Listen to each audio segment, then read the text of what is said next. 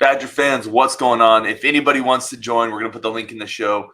Let's talk about the win. Let's talk about John Blackwell Jr. Let's talk about Nebraska. Let's talk about whatever you want. This is the Free Form Friday show.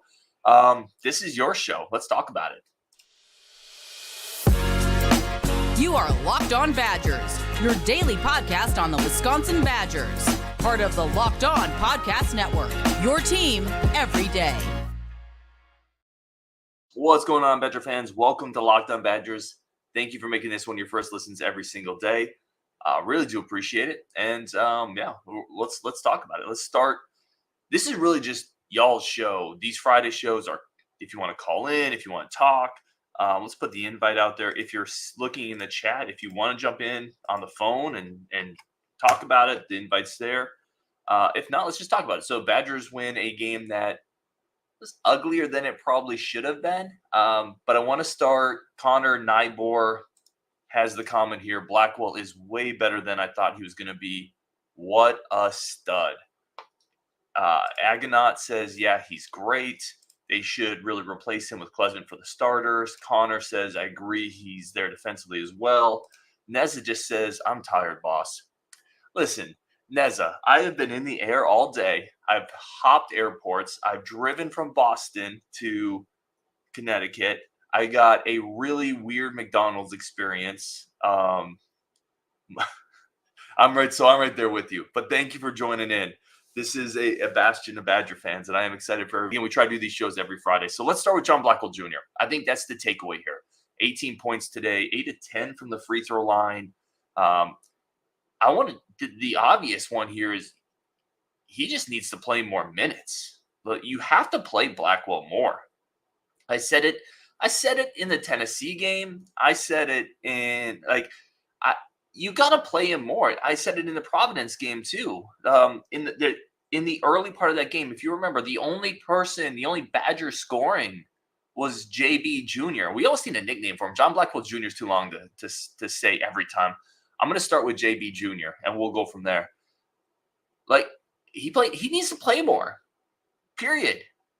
He's one of your 5 best players on this team right now. And I mean, let's rank him. If you're in the chat, if you're watching the comments, where would you put Blackwell right now after a very short sample size? Where would you put him on the tier list?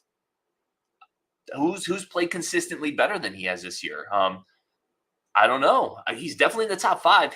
He needs to play more. He needs to play more minutes. Something that's probably going to come at the expense of Max Klesman. And he needs to continue playing these minutes even if and when Connor gets back. You can't bring Connor back and then cut down JB Jr.'s minutes. He's been too good. I was talking to Justin today. Agonaut says he's number 2. Tyler Strieber says he's top 3. Yeah, he's definitely top 3 for me right now, just based on how this season has started. I put Hepburn in that top 3. I put Blackwell in that top 3. I don't think you put Wald there now. Connor hasn't played. Crowell got called out. I don't know. It might be him and Hepburn. It's really interesting to me. I want to talk about his game a little bit because he does. I mentioned to Justin. Justin and I were talking about Blackwell's game, and he does 2 things that may sound easy, but a lot of players struggle doing them consistently. He plays hard and he plays instinctively. He does those 2 things very consistently, and it shows up, right? There was a play in the second half, offensive rebound. He didn't get the offensive rebound, but he went flying in, found a gap, tipped it out to Tyler Wall, which created a bucket. Those things happen a lot with JB Jr., right? Getting a hand on a ball, forcing an extra rotation defensively, swinging the ball offensively. There was the first 3-pointer we hit tonight. Who was it? It was Chucky Hepburn. How did he get that 3? Right? I'm telling you, John Blackwell, I said it, JB Jr. is flashing all around aspects of his game that we didn't know he had. So Hepburn got that 3 because John Blackwell Jr. drove in, drew 3 people, went in the air, kicked it back out, perfect pass, Hepburn 3. But that's a JB Jr. play. He's really good. He's really good. And if you remember, I said consistently when he committed, people were sleeping on John Blackwell Jr. I thought he was going to play this year. I thought he was going to have a role, but I didn't expect this. I felt like I was higher on him than most, but I did not expect this. Like, he's flashing playmaking ability I didn't know he had. He's been able to get into the paint and get into the rim. The defensive stuff I thought he would do. He's also hitting open threes. There's a legitimate question where we're still really early, and I don't want to overreact, but there's a legitimate question now where we can start talking. What does his upside look like in 2 years, in 3 years?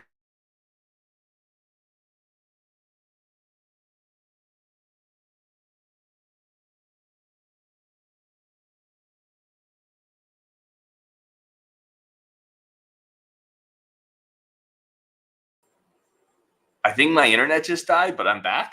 I don't really know what happened. Let's get some comments then.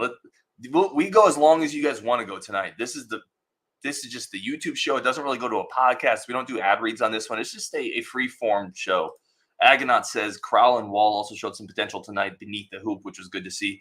You know, the frustrating, excuse me, the frustrating thing with those two, Wall's pretty good at the line tonight, right? What was he? 8 of 12. You would take 8 of 12, but then Steven Crowell was 2 of 6 from the free throw line, right? Like, those, you just got to get more consistent free throw shooting from those two. But I thought they were better tonight. Now, this is not a good team. Robert Morris is not a stout team on the interior. This is not a great test. I would like Crowell to be more forceful. I've talked about it before. Like, he's a little mechanical. He's not a real natural post player. But against a team like this, he still gets pushed off his spot more than I would hope. I would like him to be a little more physically impactful in a game like this. But at the bare minimum, you can't shoot 33% from the free throw line. And it's just a struggle, right? The team, once again, shot under 70% from the free throw line. And that's with Wall having a pretty good game. Owen Johnson says, Tyler Wall, though. I'm curious if that's a good comment or a bad comment. Wall had a really good game tonight, but I feel like people still don't like some of the shots he takes, right? I don't know. Wall's really impactful, right? Because defensively, he gives you things no other forward on this team gives you. He can handle the ball a little bit in transition. He can be an outlet for a ball mate, for a ball handler. You know, he's a good rebounder. This was good Wall. If you get this type of Wall the rest of the season, I can't imagine Badger fans are going to be upset. But I did see someone still say, I wish Wall would defer more than he did in this game. I don't know. I think I'm just higher overall on Wall. I mean, he was 5 of 5 from the field and 8 of 12 from the line. That works for me.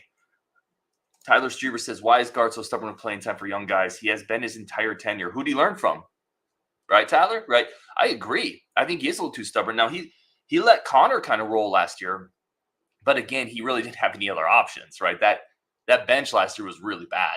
So I agree. He is a little too stubborn. I think he's too stubborn. It's been one of my biggest criticisms, Greg Gard. I think he's too stubborn overall. I think he's a little too stubborn defensively. I think he's a little too stubborn offensively. I think he's a little too stubborn playing younger players. But he learned from Bo Ryan, right? And that was Bo Ryan was incredibly stubborn as well. So, yeah, I think that is who he is, for better and worse sometimes. He's really got to let Blackwell play 25, 30 minutes a game. If he's going to play this well, he has to play more.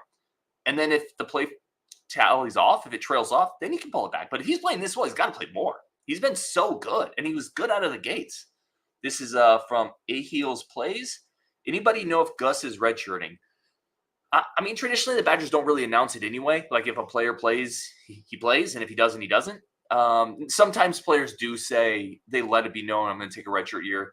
With Gus, it's probably a bit of a wait and see because there was some of the off-the-court stuff that happened, and they're probably we'll see. I don't know how far that set him back. I don't know how far behind he is. And I don't want to speculate. So it's just, to me, I think it's a wait and see. I think he can help the team if he's mentally there. I really do. This team needs another front court player. Nolan Winter isn't completely there yet. The upside's great, but I hope he is able to because it's going to help the team if he does. Matthew McLean says, I was at the game. Klesmit watched his minutes go away from the bench. Klesmit's got to play better. He was non-impactful, and that's not me crushing him, but that's just, we have to, I'm a fan, and I tilt on the optimistic kind side. I don't know how you would really catch, but we still got to be objective.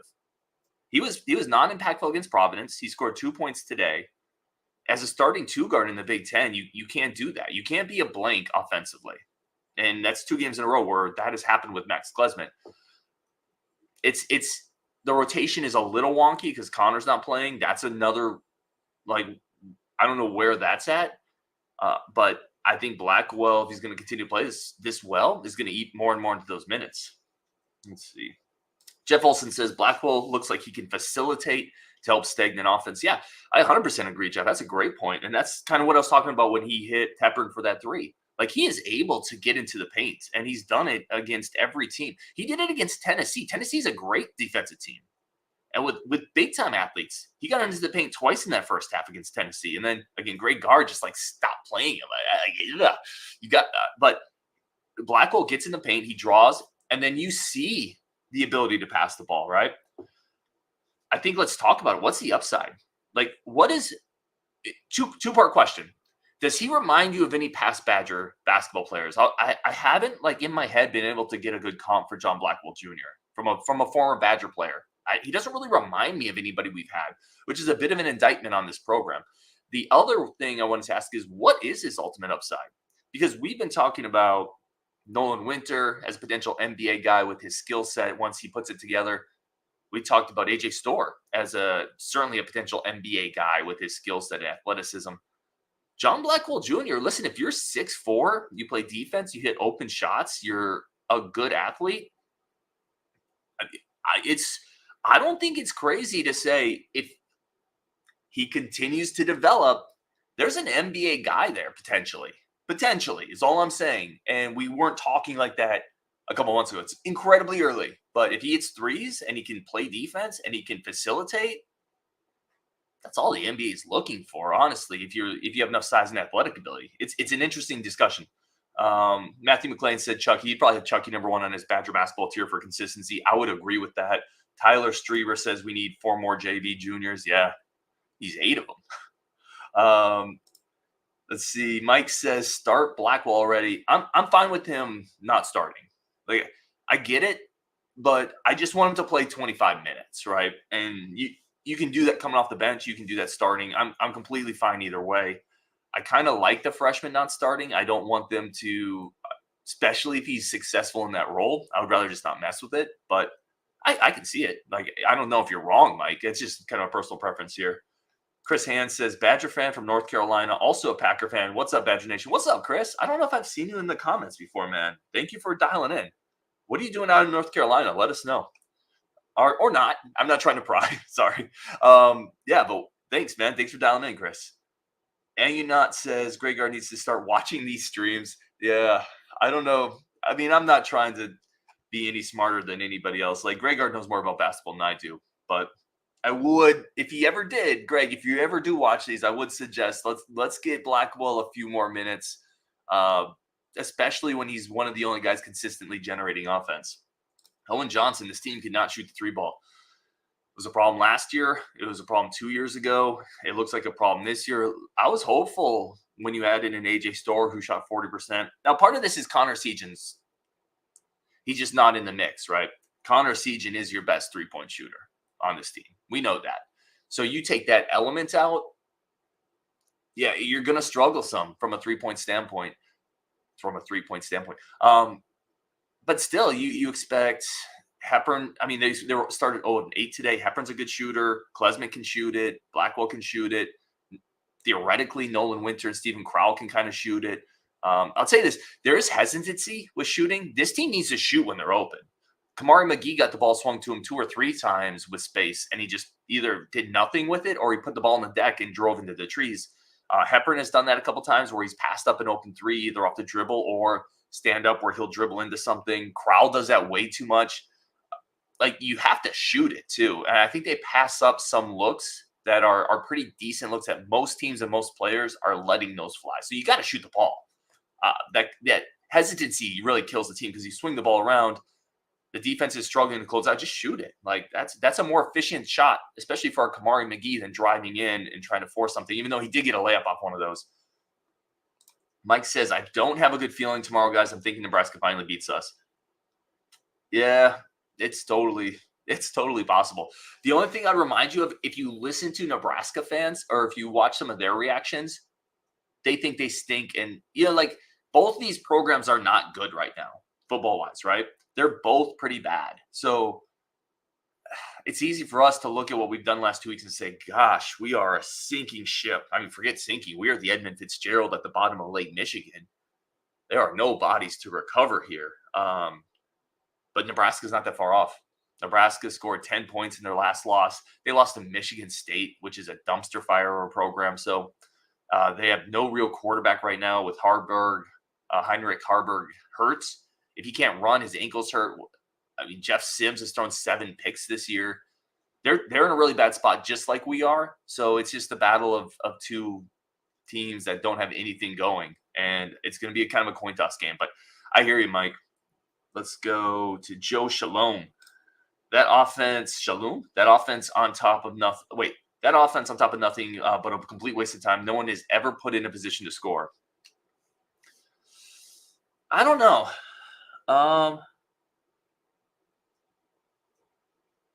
Yeah, I think it's a combination of players need to shoot when they're open.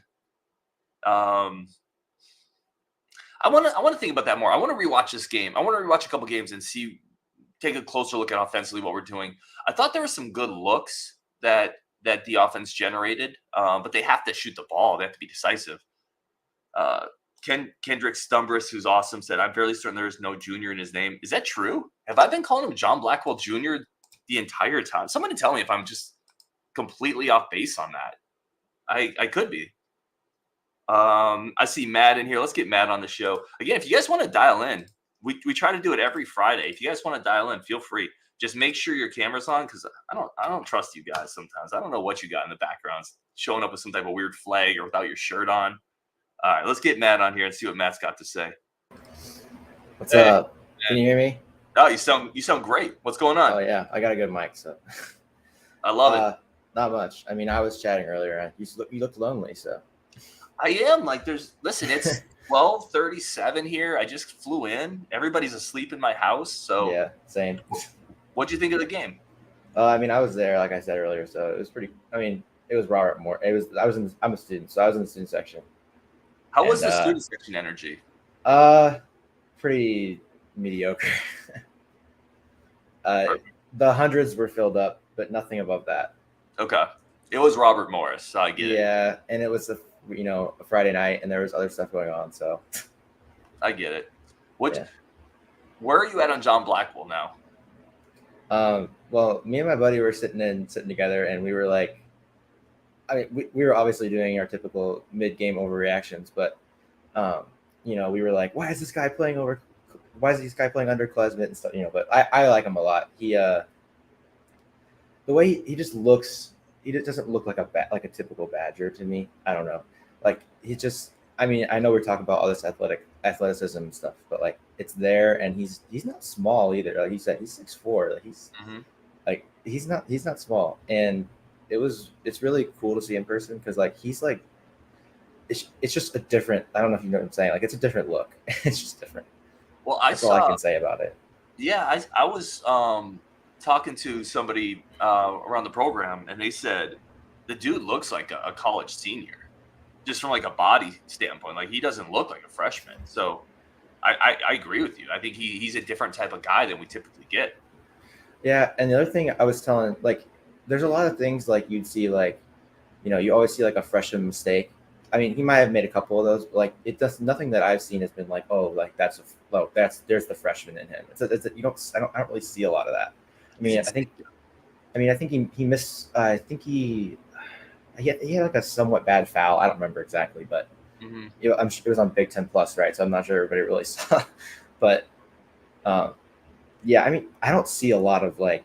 He's very mature. I mean, we all kind of know this, but it's really. Yeah. No, I agree. He doesn't play like a freshman at all. Where are you from originally, anyway, if you don't mind me asking? St. Louis, actually. How'd you become a Badger fan?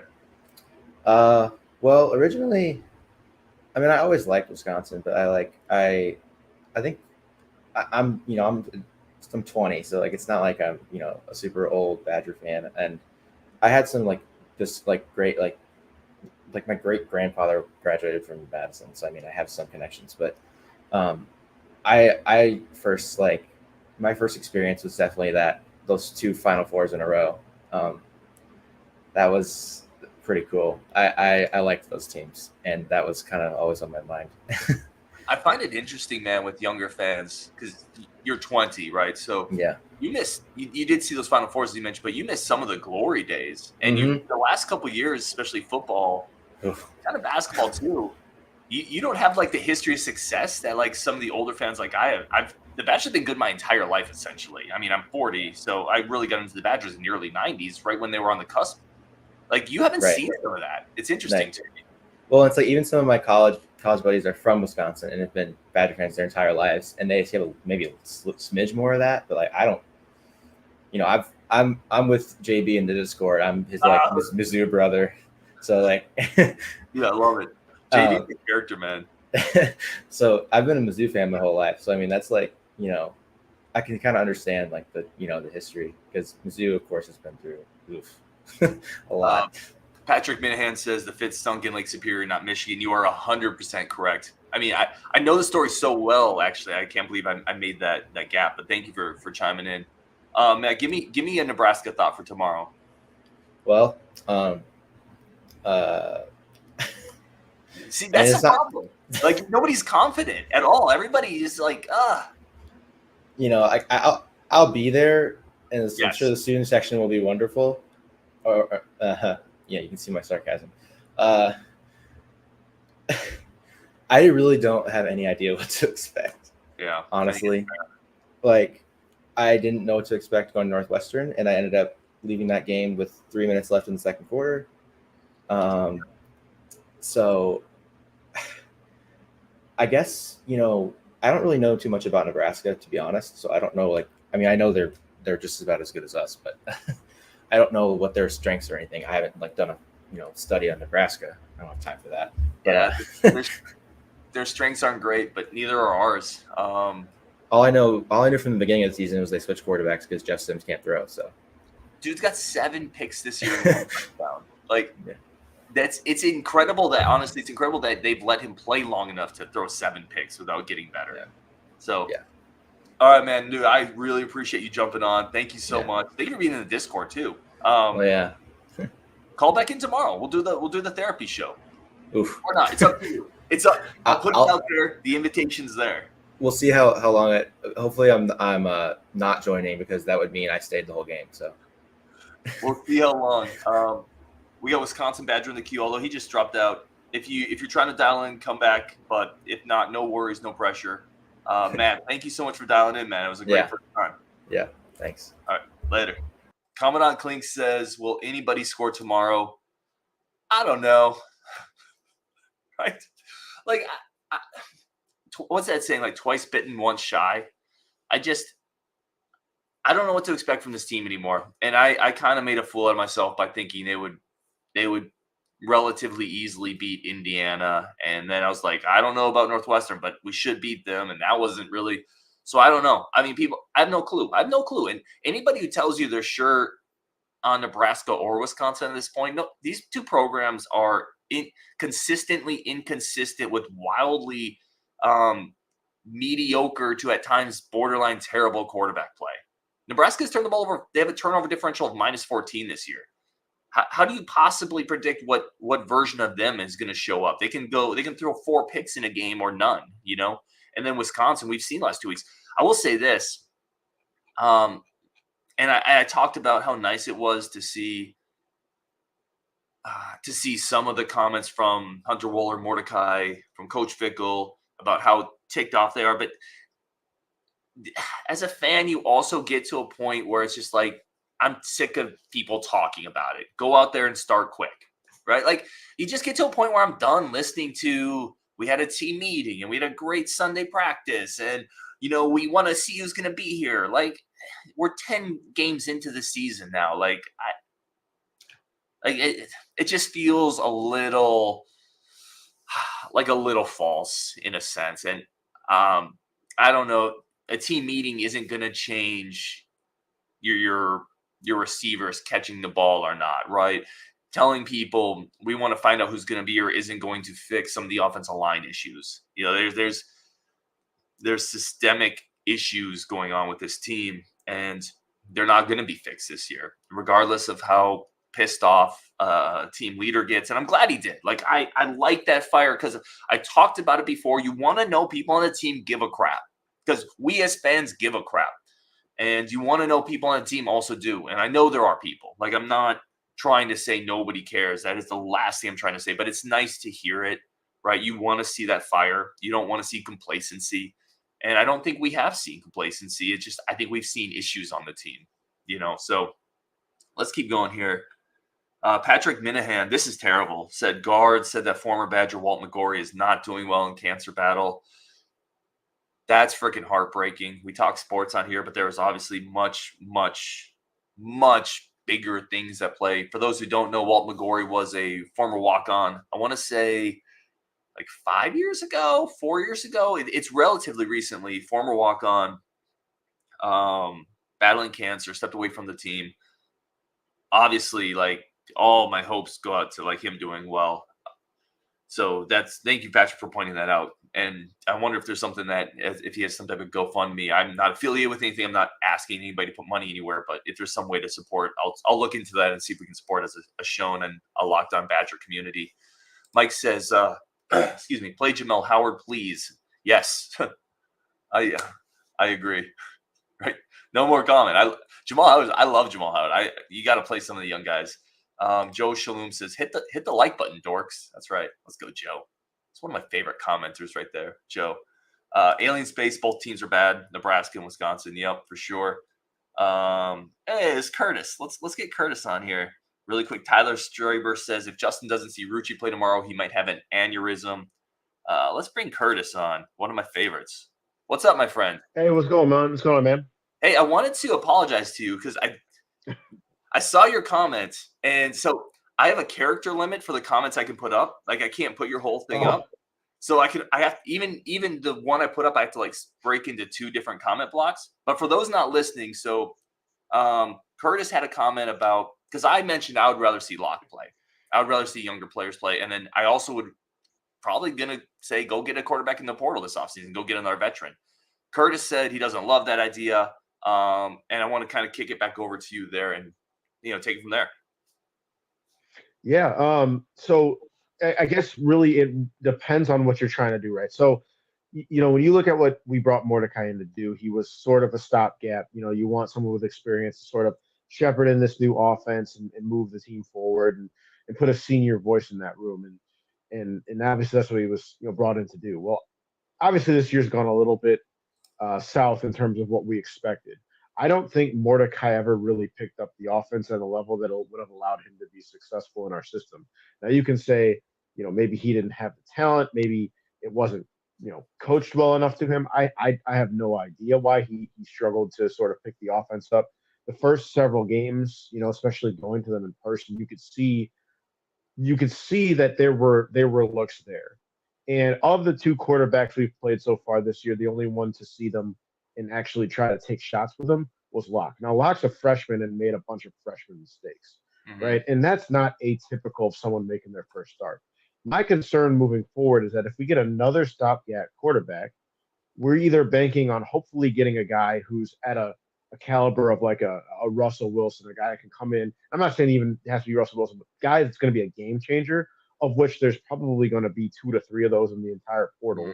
And it's really a gamble of whether or not we get them. And that's if you're looking at a 1, maybe 2-year guy. But now if you're saying, well, let's find a guy that we can have for 2 years, well, basically then we're writing off every quarterback we have in our room right now, because at that point we're basically saying none of these guys are good enough.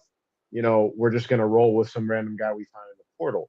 And again, that's also a gamble. So my thought is, I know Locke looked bad against Indiana, but again, it was his 3rd start coming off an emotional week. The whole team looked bad against Indiana, and to put that all on him to me is just not really looking at the reality of the situation. I mean, he took that sack. People are like, oh, you can't take a sack there. It's like, what is he supposed to do? He gets the snap, and in about half a second, you have a D lineman running into your face. Like, there's nothing you can do there. So it's like that's where for me, I just think that it might make more sense to hold on to what we have and build that for the future, because at least we can develop the people we already have as opposed to getting one person and then taking another year of not developing the people we have.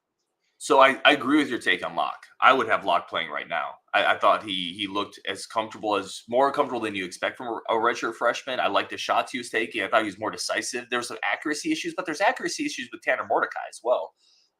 So I agree with you on Locke. I thought he exceeded expectations considering the games he played in, which are really tough opponents, the experience level.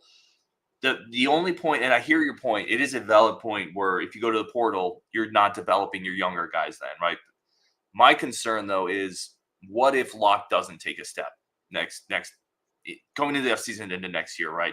I don't think you can go into next year with no veteran presence in the quarterback room. I think that's a big risk because we don't know if it's going to be good enough. Here's why I push back on that is what do you define as veteran presence? Because Locke will be a junior. Miles will be a junior. Technically, they might be redshirt sophomore. Redshirt sophomore. A junior. But he'll be a junior in practicality. This will be his third season being in a football locker room, right? Having learned the offense, having worked through the system, and having played games, especially playing in the toughest game we played all season. Actually, the two toughest games we played all season, right? So, it's like, okay, yeah, do you want someone who's gone through a whole season?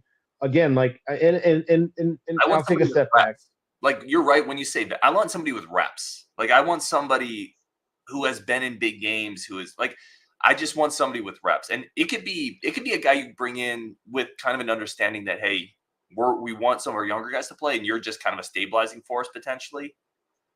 I don't know. Yeah, but think about what we're saying when we ask that, because you're either looking for someone who can actually elevate the offense, in which case he probably should have come from. So I'll say this. The one quarterback I would want out of anybody in the portal would be Jacoby Criswell, because he was in Longo's system for 2 years, right? That's someone I would want. I don't want a quarterback who hasn't run the air raid, because what are we doing getting a quarterback that hasn't run the air raid? We have to teach a quarterback a new offense, and we're basically rebooting 2023, right? And so then it becomes, well, what if we get some all-world quarterback? Okay, if there's a lottery pick 5-star quarterback who's dominated where he's at and now he's coming up to play for us, that's great.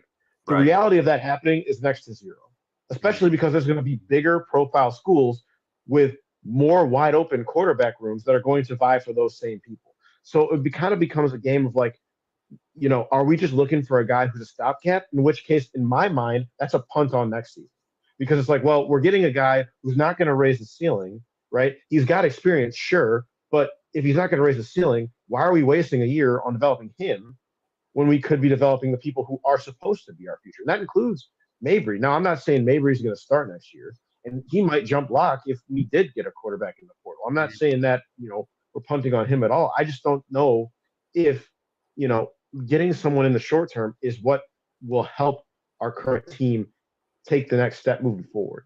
And that's kind of where my head goes. But I don't think it's just when no, go ahead. I was going to say Tyler agrees with you as well. And Owen, I see you in the queue. We'll get you on here in 1 second. Thank you for dialing in. Tyler says, Ryan, you can't always have your cake and eat it too. I agree with Curtis. No, I think you have a very valid point. I just think you run a risk of the young guys not being ready and then they get their heads taken off. I think there could be adverse effects if the young guys aren't ready. And to me, it's not always about elevating. You definitely want to elevate the room, but you also want to at least make sure the room doesn't it doesn't become worse. Like Locke was. Well, how would it get worse is my question. Because I mean, think about then it gets worse, because then those young guys are going to take their lumps. And like Locke, you're putting. All I'd say is you're putting a lot on one of these young quarterbacks taking a big step in this offseason. Well, yeah, but that's the point of being a quarterback in the Big Ten. I mean, every single person on our roster, the goal was to be recruited to play quarterback at Wisconsin, which is a Division I program. There's an expectation with that, and if you can't handle that, get out the room. So but then, if they can't, no. But I'm saying if they can't get out of the room, that's why you go get a portal quarterback this offseason. Well, that's basic. But then now you're saying that none of our quarterbacks are good enough to play. No, I'm not. I'm fair. I'm not disagreeing with that. But I'm just saying we don't know. Well, yeah, but the only way you find out is by playing them. I mean, like that's kind of, and then so okay. So we have. Here's another thought, and this is something I think about. Like, think about Spencer Sanders transferred to Ole Miss. Sure. Right? Senior, 6th-year guy, transferred to Ole Miss for reasons I don't understand, because 2 other quarterbacks had transferred there, and they already had Jackson Dart, and dude's not playing. beyond me as to why he transferred there. I have no idea. But in that context, you want someone who maybe adds another voice to the room, sure. But to get a guy like that, I mean, if you're going to get a starting quarterback, let's just sticking with that example, a starting Power 5 quarterback to come to Wisconsin to potentially hand the baton off. I mean, that's just to me. I mean, unless you want to get some kind of business degree from Wisconsin, I'm not quite sure why anybody would do that, right? And so then it's like you're shooting for a starter, which then tells me you have no faith in your current room because you don't believe any of them are ready to play, right? So then it becomes, okay, well, if that's the case, are we hoping we find someone that we can build an offense around like a Bo Nix where he's going to be here for 2 years, and then in 2025 this guy's all-world Heisman candidate, which again is still kind of punting on the guys we have. Which if the coaching staff feels that the guys we have are not up to snuff, then it is what it is. But to me, it just reads as we're punting on the guys we have in order to hopefully get someone better. I'm all for competition. I just don't know if that's going to breed the success that we think it will breed. Yeah, no, that's a very good point. I would say players can still develop. It's not like a guy like Mabry would come in and not get development time this year, even if he's not the star, right? If you brought a transfer in, reps, there's only so many reps. I get that for sure. But players can continue to develop as well. It's not like you are completely punting on that room by bringing somebody in. I also believe that quarterbacks is kind of like darts. You want just as many as you can, and you throw them at the wall, and you kind of just see until you find that dude. You kind of just want to take as many swings as you can. But that's also not realistic in today's transfer portal era because you are going to lose guys if you bring somebody in. So I think it's a good point, Curtis. I'm not fully disagreeing with anything you're saying here. Yeah, and going back to even in the Badgers' own history. I mean, I think about Jack Cohn when he came in for Hornibrook when Hornibrook got injured. He looked abysmal. I was like, and I remember thinking, oh man, Jack Cohn's good, and whatever. And he was abysmal for that 2018 stretch. And then it was like, well, he's our quarterback moving forward. We're just going to roll with it. Dude had a phenomenal 2019 season by Wisconsin standards. True. And it was because he was smart. He knew what he was doing. He knew how to run the offense. He made good decisions for the most part. He was a gamer. He stuck his face. He stuck his head in there, and he was a winner. And I see a lot of those same traits in Locke, especially when you look at what he's done in his own career to get to where he's at. And it's like I again, he did not inspire a lot of confidence, but is that on him or is that on the team? Because I watched the Mordecai-led team on Saturday look significantly worse than what the team that Locke brought out there. I agree. They made a lot of the same mistakes, but and so that's where it's like for me, when I kind of turn the page to this Nebraska game, my concern with Mordecai, everybody's like, why are we running short routes? The reality is we're not. He's just not throwing it to the intermediate or deep throws, and there are open players, and there have been open players all season. I think, again, going back to, I have no idea what he's seeing, or if he's afraid to throw it, or if he thinks they're going to drop it, or he doesn't trust his arm, or I have no idea. But you rewatch that Northwestern game, he double clutches, he doesn't take the shot when he has the time to do it. It's not like Northwestern DBs are that much better than our receivers, although maybe our receivers. Granted, I wasn't at that game, so I couldn't really see from all 22 perspective. Maybe our receivers weren't really playing that game. I don't know. I think there's it's always a combination of things. But listen, I'm going to get Owen on. I think your point is dead on, Curtis. Like, I don't think it's incorrect. I disagree slightly with it, but I think it's really well thought out. I think we're going to see too, right? We're going to see in the offseason what they do, and that's going to tell you what they think of the quarterbacks in the room to some degree. Like, we're going to get our answer. So, last thing I'll say is I think transfer running back over transfer quarterback. For sure. Can we get both? That's my take. But I hear you. All right, man. Really quick Nebraska prediction before you go. What's the score? So it depends on what Wisconsin shows up. If the Wisconsin from the first 6-7 weeks of the season shows up, I think we win something like 24-17. I think that our defense has shown that it struggles at times and makes absolutely boneheaded plays, and then completely does a 180 in the second half and absolutely shuts the offense down. I think we're going to make Jeff Sims look way better than he is for stretches of the game on Saturday. So they'll get some points, but then I think we'll figure out how to shut him down completely in the second half. And I think that if we can, if we show some heart, we show some fight, I think we can win 24-17. If we come out like we did last week, we lose 17-7. That's kind of it. I need a therapy session. It just is what Wisconsin shows up. It's not about the skills, not about the talent. What Wisconsin shows up is going to matter on Saturday. All right, man. Let's chat tomorrow. Yeah. Owen, let's get you on here, man. Thank you for being patient in the queue. There it is. What's up, man? What's going on? Oh man, I was listening to you guys talk about getting transfers and stuff, talking about if we want a quarterback, running back. I will say real quick, I love to see Jackson Aker get in the game. Not because I think he's that great, but I went to high school with him, so I always like to see him. Yeah, so I always like to see him get in the game. But I will say, like, again, being a young fan, I don't have a huge history of knowing Wisconsin sports and stuff, but I cannot remember a time where I've known of like a reliable starting quarterback. Like I watch every other game in college football, and I feel like, I watch them play, and the quarterbacks seem to be pretty good, and we can just never get a solid one. I feel like Hornibrook was pretty good. And I was looking at stats earlier today, and Mordecai's got 3 touchdowns. We were talking about 30 touchdowns at the beginning of the season. I was. No, man, we all were. And it's so tough to watch. I mean, I don't even know. If you ask for like a prediction for a game, like I can't even tell you because I just don't know what's going to happen. Like this team is so unpredictable. As a younger fan, I always find this interesting because you're looking at it through a different lens. What are you most what has been the best part of this season for you? What are you optimistic about going forward? Oh man. I mean, you're asking me to be optimistic. It's pretty tough to do. It is, right? Yeah. I mean, see, here's the thing. I want to see some of the younger guys get in, but it's hard to do because, again, like even talking in basketball, like you don't want to put them in situations that probably could hinder their development in the future.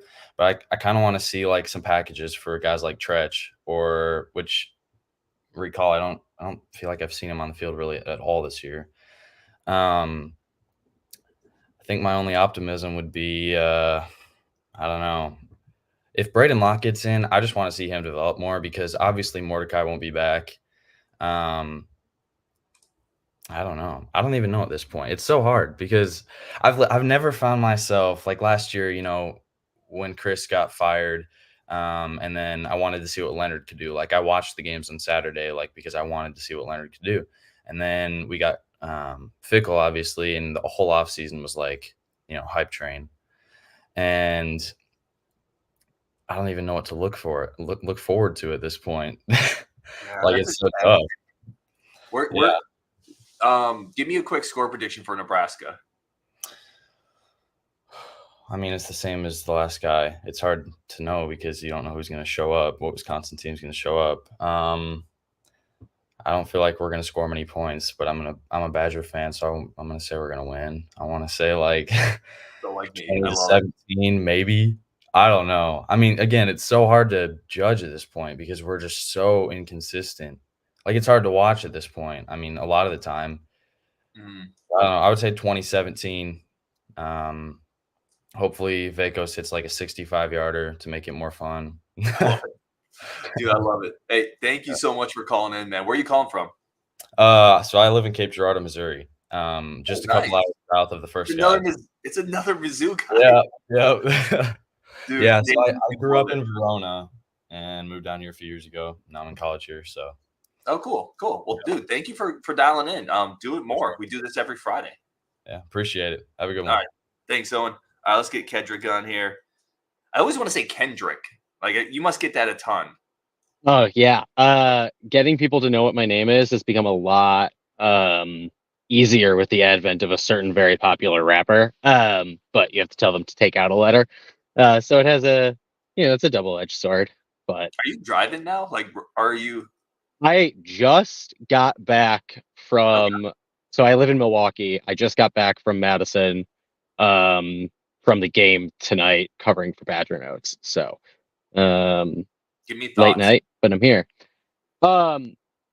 Yeah. Sorry to disappoint everybody, but I don't really want to talk about our really exciting football team, but I actually think this is a really good game for evaluating what this team is going to be this year. And I think that is because, one, of John Blackwell. 18 points in 18 minutes is great. Two, I'm not. I'm like worried about the 3-point shooting woes as a fan, but I think I'm more encouraged by the play in the paint than the 3-point shooting woes. This team outscored Robert Morris, whatever, it's Robert Morris, but outscored another D1 team in the paint 42-16 tonight. Mhm. This guard after the Providence game basically publicly chewed out Tyler Wall and Stephen Crowell and said, "You need to try." Mhm. Very first few minutes of the game, Tyler Wall comes out, grabs 2 offensive rebounds, draws like 4 fouls in the first 5 minutes, like is playing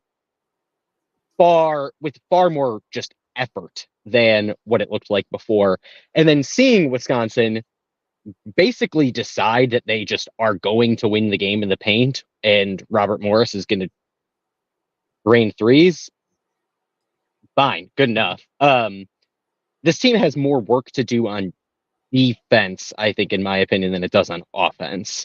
Because I think the threes are less concerning about what didn't fall for Wisconsin than what did for Robert Morris. Because you know that RMU team isn't going to be able to score inside because their team is as tall as I am, and I'm not 6 foot tall. But yeah, I think this team has a long way to go defensively, but otherwise, I'm like okay with where the offense is for now because I think it's going to get better.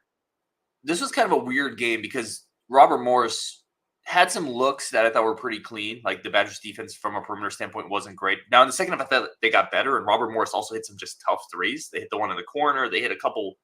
They hit this crazy step back, one of their guards. Like they hit some tough threes. I mean, if a team shoots for a while, they were shooting almost 60% from three. Like that's just that. Yeah. Sometimes stupid things happen in basketball, right? Right. And so post game, Robert Morris's coach Andrew Toole said, I mean, essentially, hey, we hit some open looks in the second half or in the first half, and then in the second half we hit some harder looks because sometimes that just happens, right? Like eventually you just start hitting those shots. And I thought there was too much help defense, like protecting the paint in the first half by a lot of Badgers players on the wing, Max Klesmit, for example, trying to overhelp and losing shooters, leading to open looks that went away a little bit later in the game for Wisconsin that made it a little encouraging there. But yeah, like at a certain point, if teams just making shots all night, what are you going to do? That's basketball. And fans never want to hear that. And it's compounded by the fact that you miss your first 8. You're start 1 for 9 from the 3-point line. And one of the things I mentioned on the show, there's a couple of questions I want to ask you quick because you were there and you follow this team really closely. The first one is Connor Sejan is your best 3-point shooter. So it's expected when he's out, your 3-point shooting is going to take a hit. And then my second question, and that was more of a comment. My second question was with Blackwell. Does he remind you of any former Badgers players? And what is the upside there? Yeah, I don't know. Because he is so far along defensively early. So it's hard for me to find a comp because that's generally the knock early for players under Bo Ryan, Greg Gard.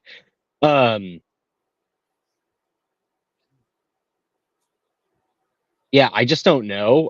Somebody said Chucky Hepburn, and like, I don't think that's right. Just because they've never been asked to play a similar role. I don't know. He's this very unique player. He's almost what I think we were hoping AJ Storr would be right away. I want to say, is the best comp I can make for him now. Should he be playing more? So he played 18 minutes today. Now again, Connor, the rotation is a little wonky because Klesmit's been struggling a little bit. Connor's out. Let's say Connor's back. Don't you have to give a guy who's scoring almost a point per minute and playing strong defense and getting his hand on offensive tips, offensive rebounds, rotating incredibly well, making passes like that first Hepburn shot? That's a pass Blackwell created. Doesn't he have to play in the 20s? I think so, and I think that there is less of a risk of at this point. I think there's less of a risk that Essegian eats into Blackwell's minutes, I think there's more room for Blackwell to eat into what would be healthy Connor Essegian minutes. Post game, Greg Gard said, like, Blackwell is basically in another class of what he would expect a freshman in this freshman class to be in, defensively in particular. Gard was also asked about Essegian's minutes. Obviously, he didn't play at all in the second half. Was asked about it and said, he's trying to get him to more of a rhythm in practice. He's practicing more consistently, but he did say his, as it comes to the back, he's fine. And then kind of went on a rant about Connor's defensive deficiencies and ended it with, hey, Connor knows all this. He knows you need to guard. You need to guard. So I think because of Blackwell's ability to play defense, maybe at a higher level than Connor Essegian already does, I'm not worried that a more minutes Essegian is going to eat into the time Blackwell gets on the court. I think we're going to see less Essegian because of this ascendance of John Blackwell so early. The Essegian thing is going to be tricky to manage, right? I think it is too. It's going to be a talking point the entire year because the portal exists, because he was a starter last year, and there's going to be people who say in the middle of that 14-minute stretch where maybe you score 2 buckets, isn't it worth it to have the spacing? Yes, he's not a defensive guy. He wasn't last year, but he still helped a lot offensively. It's going to be tricky, is all I'm saying. I think the way that conversation is handled is even harder because he's coming off of the bench. And Gard said this, they're trying to get him back into a rhythm.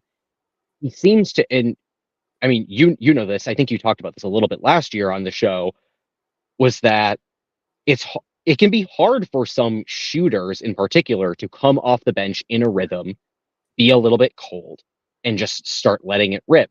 Yep. And Essegian hasn't been able to sink these shots early. Part of that is probably because he is a little bit sore, a little bit hurting, but also he's just not hitting the shots. And so if, they're hitting this cold spell, but he hasn't been hitting anything either, it's going to be this part where we start asking, okay, where is the bench scoring coming from? Yep. And it's really just Blackwell at this point. At this point, you have a what's the word I'm looking for? High volume shooter in AJ Storr. Does he stay in the starting lineup? I think it's an interesting question with the high volume but low efficiency shots that he's been taking so far. I think that's a place John Blackwell could slot into. I'm not predicting that by any means, but I could see that. And then we're back to this really bad conversation about no bench productivity from a scoring perspective. Well, and that was part of my rationale for the first point you made there. And by the way, Matthew McLean says, wouldn't more minutes help him get into a rhythm? This is kind of what we were talking around. This is the whole catch-22 that happens with the defense first system that is run by this team. If they are not contributing enough on the defensive end, they aren't going to get those minutes to get them back into a rhythm on the offensive end. And it becomes the spiral of you find yourself glued to the bench in the second half, despite you being a starter on this team a year ago. Rough.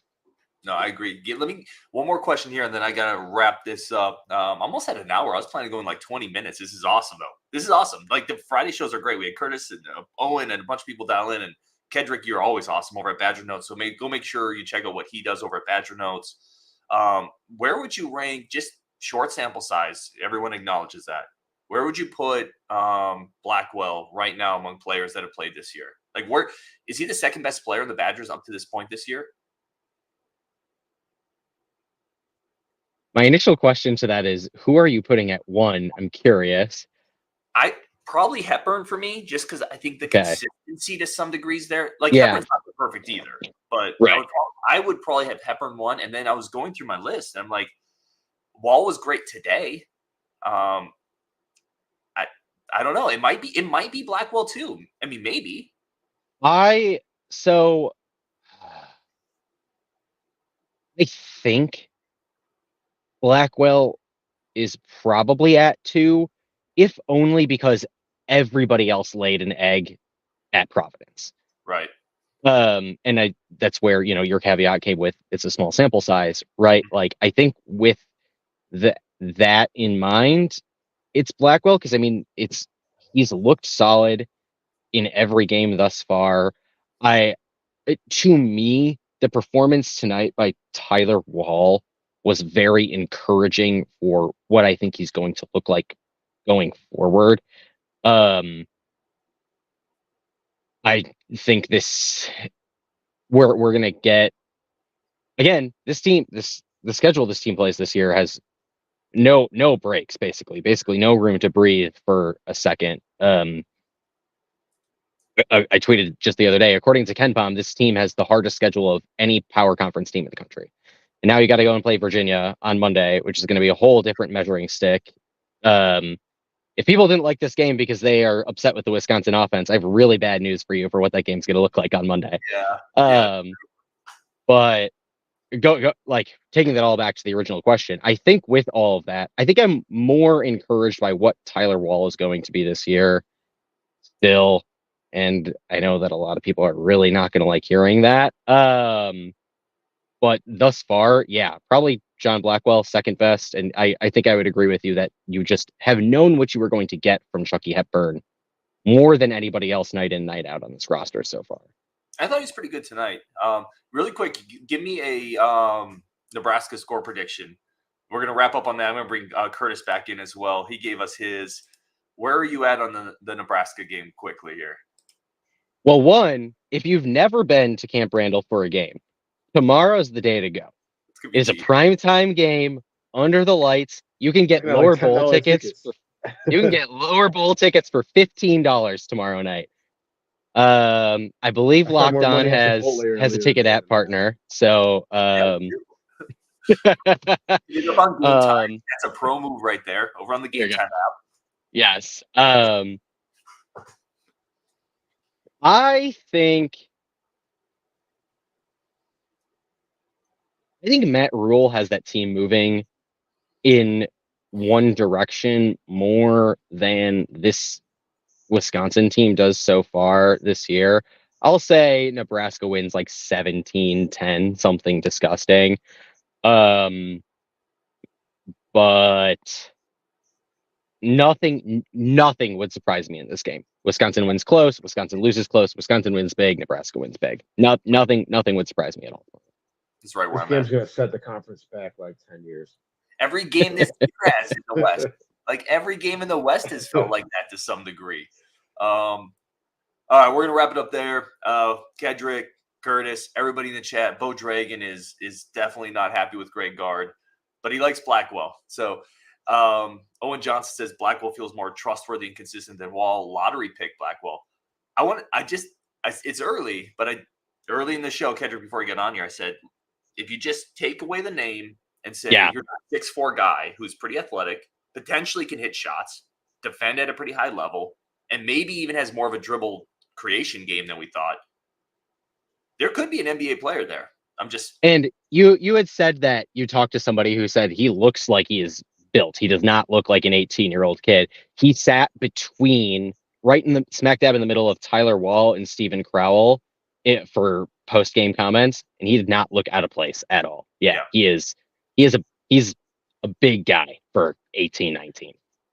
I love it. Yeah. And you put him on the field next to young Dirk Nowitzki. I mean, poor man. He makes that one Dirk comment. Oh man, I'm never gonna let him stop. I'm working on this meme where Winter is looking in the mirror and Dirk is looking back at him. Get that out there. All right, on Wisconsin. Thank you everybody for tuning in. You guys are incredible. We'll talk tomorrow, hopefully after a win.